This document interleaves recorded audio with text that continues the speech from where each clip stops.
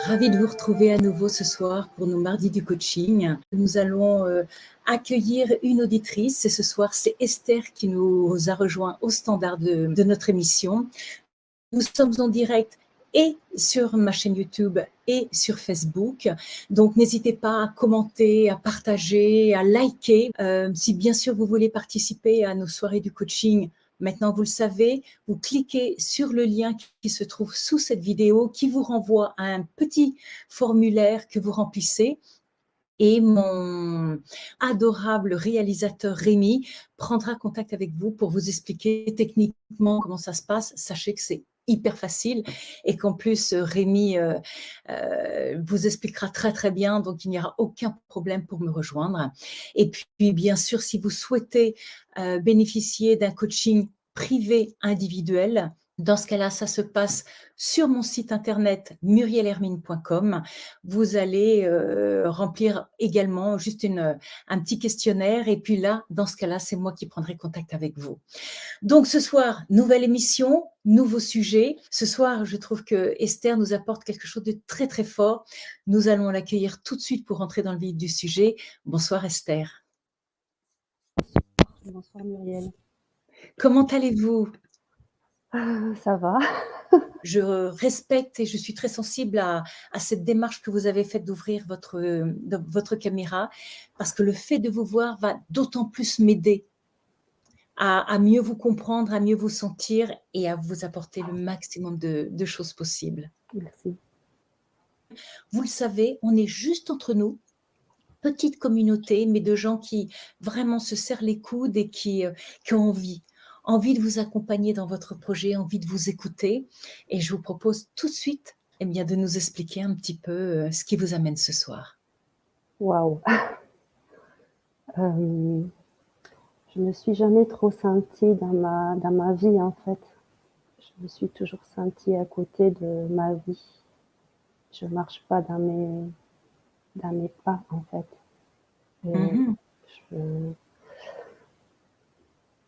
Ok, donc Esther, vous avez quel âge ? J'ai 54 ans. 54 ans, d'accord.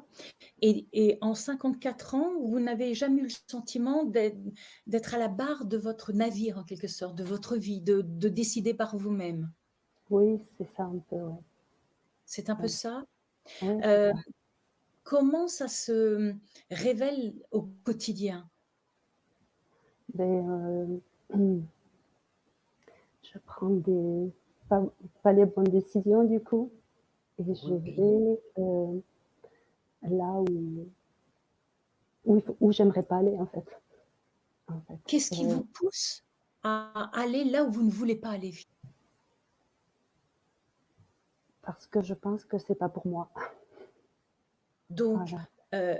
il n'y a personne qui vous pousse à aller dans une direction plutôt que l'autre. C'est vous qui considérez que vous ne méritez pas de faire telle chose, d'obtenir tel résultat. C'est ça. Quel est le contexte familial dans lequel vous avez grandi ? Alors, je suis la seconde de 4 enfants. Oui. J'ai une sœur aînée qui a 3 ans de plus que moi. Et après moi, j'avais 2 frères qui sont plus de ce monde aujourd'hui. Mes parents non plus, sont plus là. Oui. Donc, j'ai plus que ma sœur. Est-ce que depuis toute petite, c'est vos parents qui décidaient pour vous ? Non, même pas. Même pas. Non, même pas. En fait, c'est mon père qui nous a élevés parce que nous avons perdu notre mère très tôt. D'accord. Voilà. Donc, y a-t-il eu une autre femme qui… Non, jamais. Donc, votre papa ne s'est pas remarié, n'a pas refait sa vie ? Non, jamais. D'accord. Donc, il a géré 4 enfants tout seul.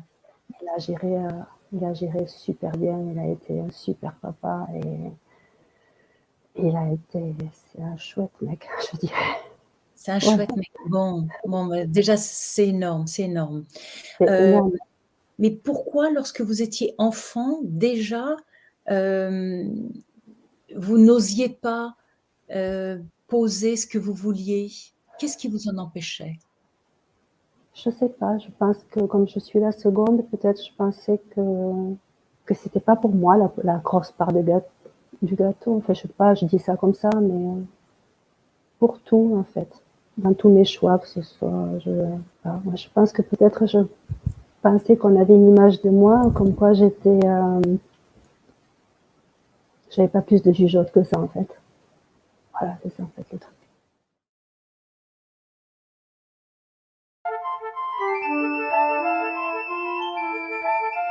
Je suis vraiment désolée de ces problématiques internet. Je ne vous cache pas, je suis à l'étranger, je ne suis pas en France. Là où je suis, la connexion n'est pas excellente, de toute évidence, vous le voyez aussi. Si je reprends là où nous en étions, je vous demandais finalement, enfant, qu'est-ce qui vous a empêché de vous affirmer comme une petite fille qui avait des désirs, qui se projetait dans des projets. Pourquoi vous êtes si en retenue, si en peur de vous-même? Je sais pas, en fait. Enfin, j'ai une idée, mais je suis un peu gênée de l'aborder. Voilà. Je, Est-ce que vous pourriez nous donner juste quelques petits éléments sur cette idée, juste des choses qui vous semblent possibles? euh, En fait, avant le décès de ma mère, peut-être, voilà, peut-être en étant la seconde, je me suis pas sentie autant légitime que, voilà, Que vos frères et sœurs? que du coup, ma sœur qui est l'aînée. Euh, Vous êtes arrivé au monde dans des circonstances particulières où votre naissance s'est bien passée? Ma naissance s'est bien passée, oui.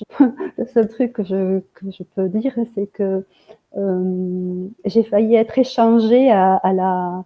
Ça me vient comme ça. Hein. J'ai failli être échangée à la maternité, en fait. Euh, j'ai failli partir, à peu de choses près, j'ai failli être dans une autre famille, en fait. Mais vraiment, Ah, ça s'est tenu à pas grand-chose. Hein. Et c'est mon père qui me l'a raconté. Alors, il me dit, je sais que je suis née dans moi, je suis née en 67, vu que j'ai 54 ans, oui. et je suis née dans la clinique super moderne que Franco avait fait. Voilà, et c'était la première clinique. Moi, je répète ce que j'ai entendu, est-ce qu'on m'a dit, où il y avait l'hélicoptère qui se posait en haut, quoi, voilà. Et j'ai toujours entendu dire, mon père, on a failli d'un peu plus, tu partais dans une autre famille. Il y a eu voilà, alors je sais pas comment ça s'est passé, si c'était le nom, le bracelet du bébé ou quoi, je sais pas ça, je sais pas le détail. Mais tout ce que je sais, quelqu'un a failli prendre ma place et moi j'ai failli partir dans notre famille en fait. D'accord. Voilà, c'est fou. Et Voilà. qu'est-ce que vous avez ressenti en l'apprenant et qu'est-ce que ça vous fait encore aujourd'hui?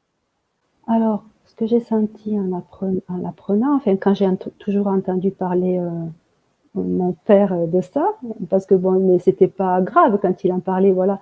Euh, ben, ça m'a fait un petit peu, j'ai toujours eu comme un truc d'abandon en fait quelque part. Enfin, et j'ai toujours voulu voir si on me voyait. J'ai toujours été déjà une enfant très très réservée, timide, en retrait, qui observe tout, tout, tout, tout, tout.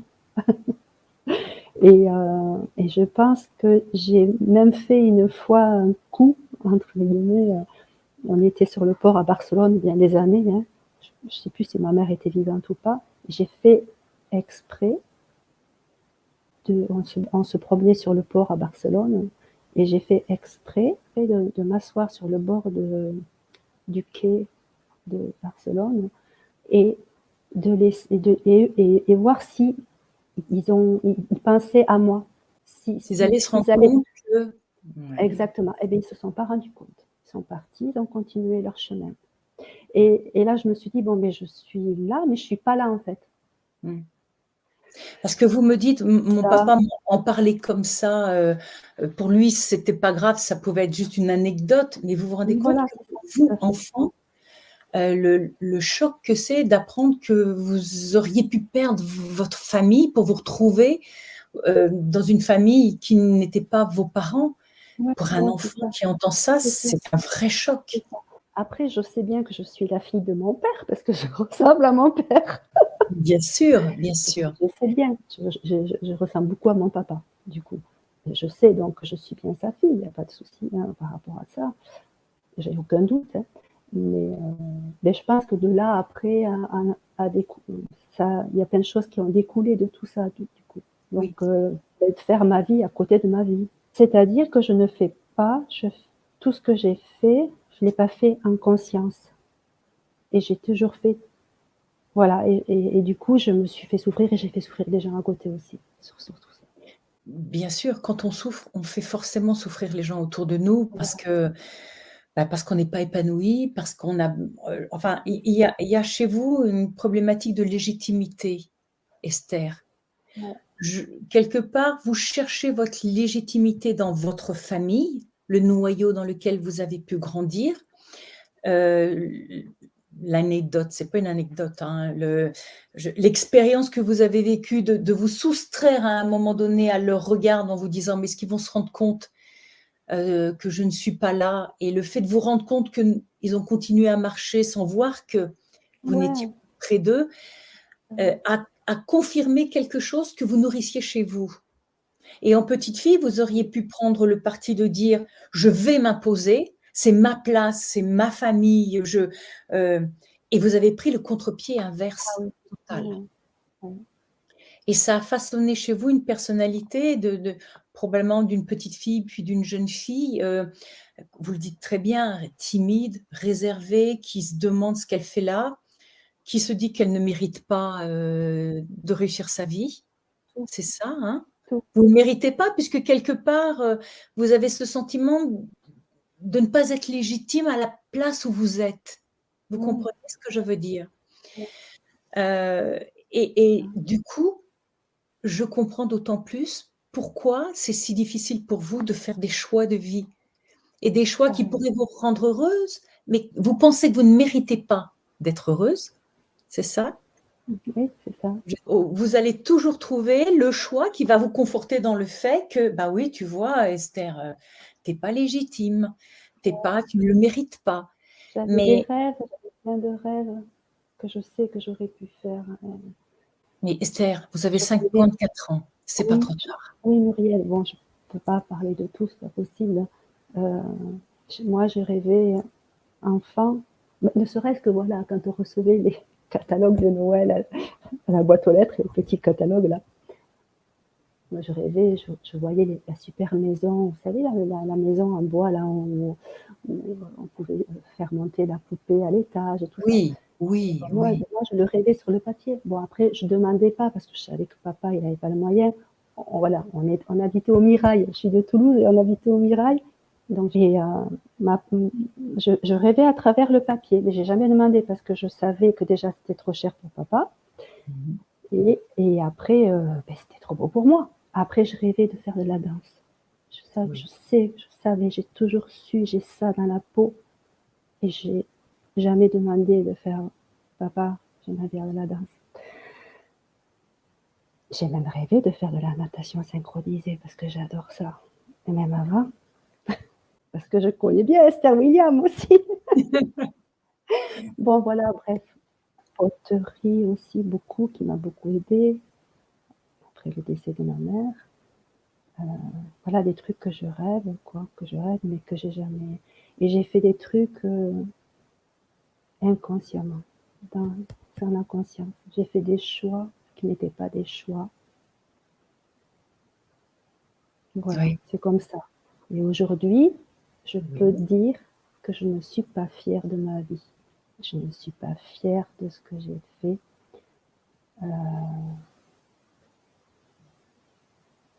mais c'est ma vie. Mais votre vie n'est pas finie. Vous savez, Non, la cinquantaine, c'est vraiment un virage. Entre 45 et 55 ans, la majorité des gens prennent un grand virage de vie et dans ce virage, on a la possibilité de remettre son épanouissement au cœur de cette deuxième partie de vie qui s'offre à nous, Esther. Bon, il y aurait un vrai travail thérapeutique à faire sur cette première partie de vie pour faire la paix avec vous, pour faire la paix avec votre passé, etc. Là, je ne parle pas d'un coaching, je parle vraiment d'une thérapie, c'est-à-dire la nécessité de travailler, de revenir sur des blessures, de les guérir, de vous pardonner, de pardonner au monde autour de vous. Ouais, vraiment Qu'est-ce qui, bon. Oui, ça. qu'est-ce qui explique qu'au décès de votre maman, vous êtes éteinte? Parce que je l'ai vue éteinte. Bon, déjà, elle est morte à la maison, donc on a entendu lutter, lutter et s'accrocher à la vie. Parce que bon, il y avait bon, ma soeur qui avait 11 ans, moi j'avais 8, mon frère David juste après moi, qui en avait 5, et le petit dernier Stéphane, qui avait à peine 11 mois. Donc elle a lutté, on était là, on a tout entendu, quoi. Même si on était à côté dans la chambre, tous les uns collés contre les autres. Bon. Mais oui, je crois que je me suis éteinte en même temps qu'elle, parce que je l'ai vue sur le lit, et j'ai pas compris en fait. J'ai pas compris. Et puis après, c'est surtout toute la souffrance que j'ai vue de mon père et toute la tristesse dans la famille. Et sinon, pour répondre à ta question, mes deux frères, David, après moi, j'étais très proche de lui. On était très proches en âge aussi. On était les plus proches. Et on n'avait pas besoin de se parler d'ailleurs Pour se comprendre. se comprendre. Mais il est tellement parti jeune. Alors là, ça a été une déchirure. Il est parti à 17 ans. Il est mort lui aussi subitement d'une rupture d'anévrisme. Et lui, par contre, ça a été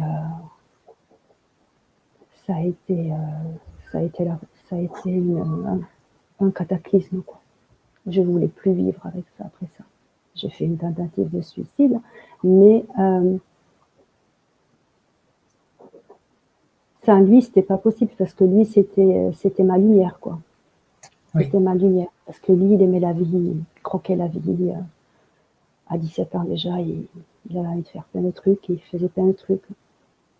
Et je vais peut-être pas aborder un truc, moi je l'avais senti en fait. Je savais qu'il allait partir plus tôt. En fait, j'ai des ressentis, voilà. Ça peut paraître un peu Non, non, mais j'ai des c'est très ressentis. entendable, bien Je sûr. l'avais dit un jour, je dis, tu sais David, je m'ai été voulu après.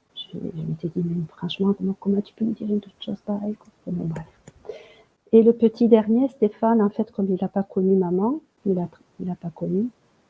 Alors lui, il est révolté, pas bien dans sa peau, dans sa vie, et il s'est suicidé en 2005.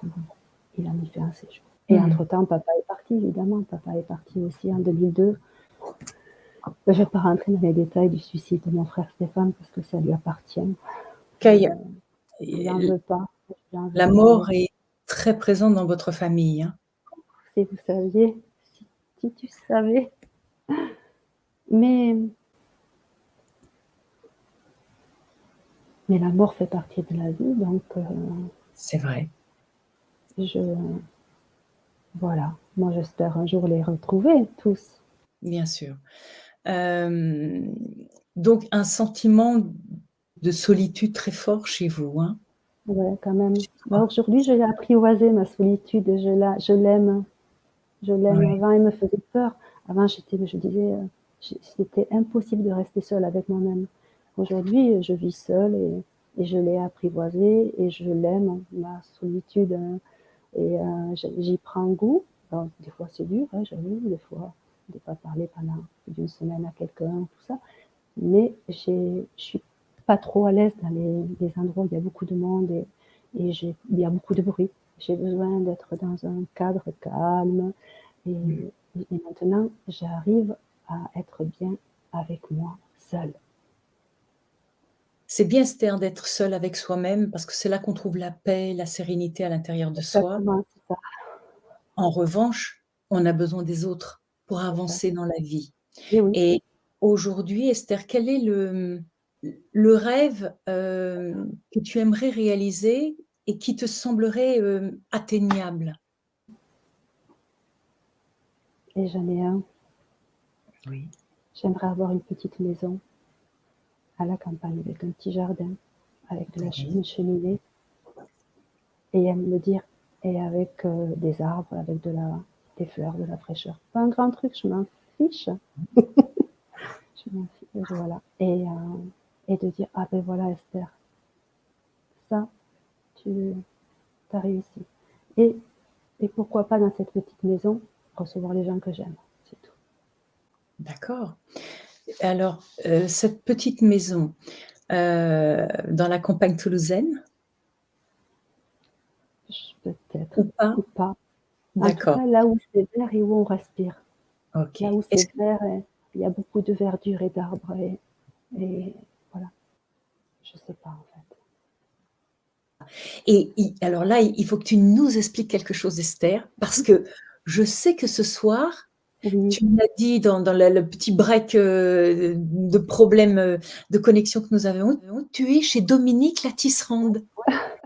et oui, j'habite à Toulouse. Quand j'avais vu la vidéo de Dominique, la première que tu as fait avec elle, bah, déjà j'ai été touchée par cette personne et je me Oui. sentais vachement, attirée par enfin, je sentais un truc quoi et quand elle a dit en plus j'étais pas sur Toulouse là, j'étais sur Limoges vu que j'avais eu un décès dans la famille et quand je l'ai vue après en replay et que j'ai vu qu'elle était de Toulouse, je me suis dit: «Mais» j'ai même pas réfléchi, de suite je t'ai mis un petit message en bas et je t'ai dit: «Voilà, j'aimerais tisser des liens» puisqu'elle le dit, ou sinon Mmh. j'aurais jamais osé. C'est parce qu'elle le dit dans son YouTube, elle le dit Dominique, elle dit: «J'aimerais bien tisser des liens» et donc du coup, beh, je t'ai envoyé donc le petit message. Tu m'as dit que tu allais sensibiliser Dominique sur le sujet, ce que tu as fait. Mmh. Elle est revenue vers moi après elle, mais je sais pas, moi j'ai pas vu ses messages et après quand tu as refait la deuxième vidéo en fait et qu'elle a eu des changements dans sa vie, ça s'est marqué sur l'écran, son mail, son site, voilà et là je lui ai écrit moi et je dis: «Voilà Dominique», j'ai mis du temps, hein, j'ai passé voilà, je «Qu'est-ce que tu fais?» Tu le fais pas, tu le» donc je me suis décidée, je l'ai fait et en plus, elle était super contente parce que j'étais la première à l'écrire sur son site, enfin sur Ah son ouais! adresse Ah, c'est génial! et donc de là, elle me dit: «Mais Esther, moi j'ai une tablette à la maison, viens, voilà, tu le feras à la maison». Donc du coup, ça devait se faire mardi dernier, mais mardi dernier, il y a eu un contretemps, enfin bon et puis voilà, ça s'est fait comme ça et puis ce soir, je suis accueillie chez Dominique. Oh Elle là m'a là! invitée à manger, je vais rester même dormir Ah, chez c'est elle. génial! On a plein de choses, qui sont, À en commun. partager. Ouais, mais des trucs, vraiment très, voilà. Ah, Esther, C'est dingue, Muriel, il y a pas de hasard, quoi. Il y mais a vraiment non, pas de tu vois, hasard. nouvelle démarche que tu as entrepris, qui te conduit à rencontrer, une très belle personne.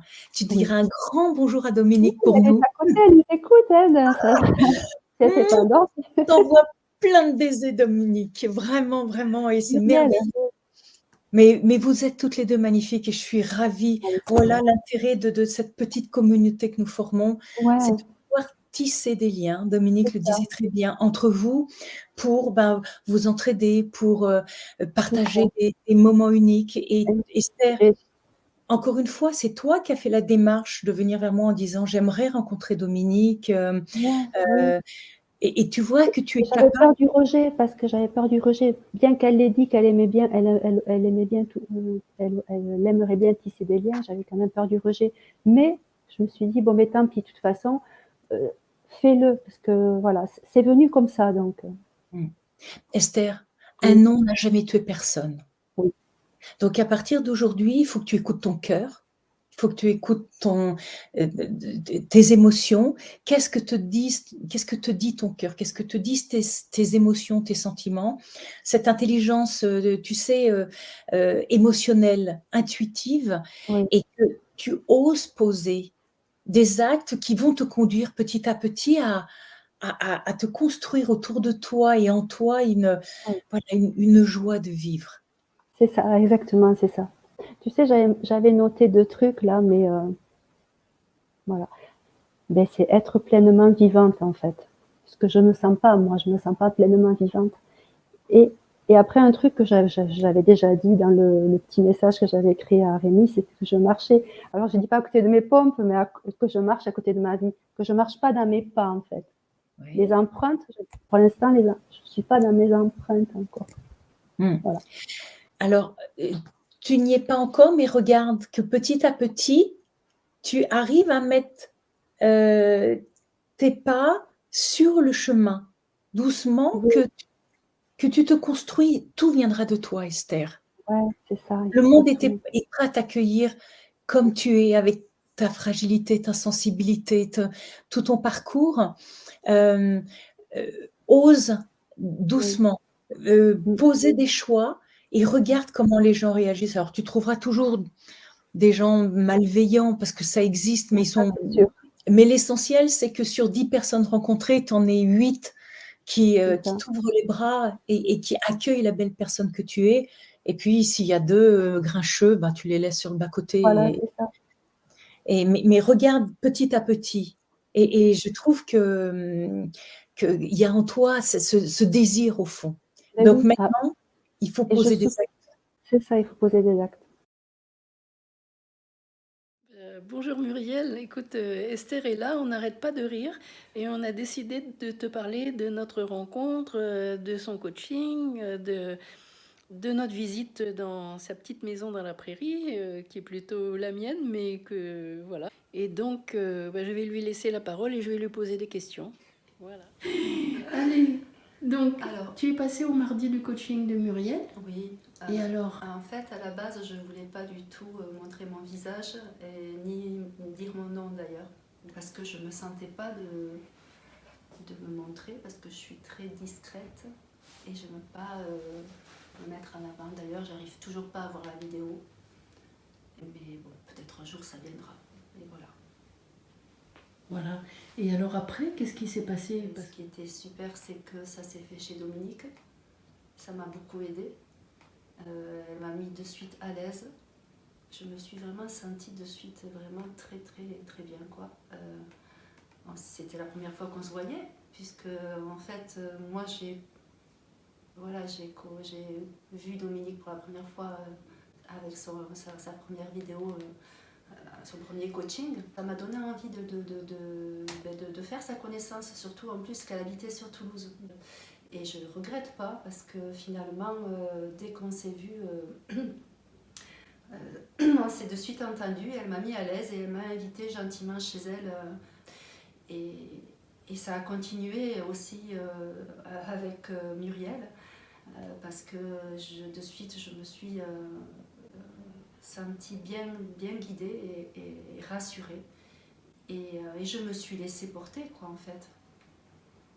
Et elle a su, Muriel a su de suite m'amener dans ce moment de ma vie qui pour moi était un moment, je savais que ça avait joué. Il y avait eu quelque chose qui s'était passé, mais je ne pensais pas que ça avait pu avoir un impact aussi fort jusqu'à aujourd'hui. Voilà. Et ce coaching avec Muriel, ça m'a ouvert une autre vue sur moi et sur ma vie. Je sais j'ouvre un autre volet de ma vie. Alors je ne sais pas de quoi il sera fait, mais en tout cas déjà, rien que le fait d'avoir connu Dominique, c'est déjà le début de ma nouvelle vie. Je le réalise, pas encore entièrement, mais voilà. Mais alors, qu'est-ce que c'est cette histoire de petite maison dans la prairie, là? En fait, ça a toujours été plus ou moins mon rêve, quelque part. Et évidemment, je l'ai toujours rêvé en silence. Mais bon, vu voilà, les aléas de la vie, je me suis dit peut-être que je ne voyais pas trop quoi arriver.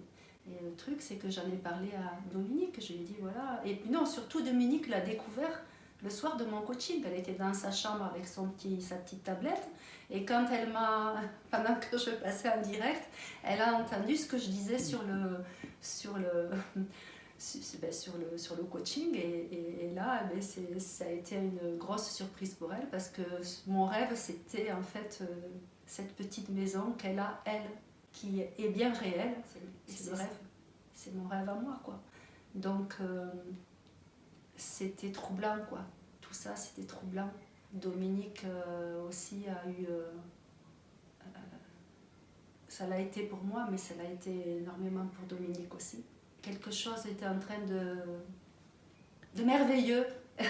C'était assez de merveilleux parce que depuis, ben, elle m'a amenée dans sa petite maison. Elle m'y a amenée. Et tout ce dont je rêve depuis toujours, de la nature, c'est une petite maison sans modernité, mais c'est tout ce que je voulais. Il m'avait fait un petit peu tout le tour, les arbres fruitiers, le beau tilleul que je rêvais aussi d'avoir devant cette... je sais pas, j'avais besoin d'avoir un tilleul, c'était aussi important d'avoir un tilleul. Voilà, donc c'est plein de petits trucs comme ça qui se mettent bout à bout.